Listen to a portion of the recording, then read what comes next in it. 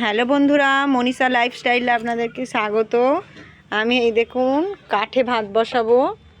এই যে আমার গ্যাস শেষ হয়ে গেছে, ওর জন্য আমি কাঠেই মাঝের মধ্যে রান্না করি।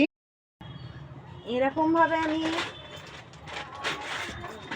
কাগজ দিয়ে ধরাবো, আখাটা আমি কাগজ দিয়ে ধরাবো। আপনারা উনুন বলেন হয়তো, আমি আখাই বলি এটাকে। হ্যাঁ, কেরোসিন নেই, ওর জন্য আমি এরকমভাবে কাগজ দিয়ে ধরি। আপনারাও কাগজ দিয়ে ধরাতে পারবেন, এরকমভাবে কাগজ দিয়ে উনান ধরাবেন, তাহলে ভালো দেখবেন। এরকমভাবেও ভালো জ্বলতে লাগে উনুনটা। আপনারা একবার ট্রাই করে দেখবেন এরকমভাবে উনান ধরিয়ে।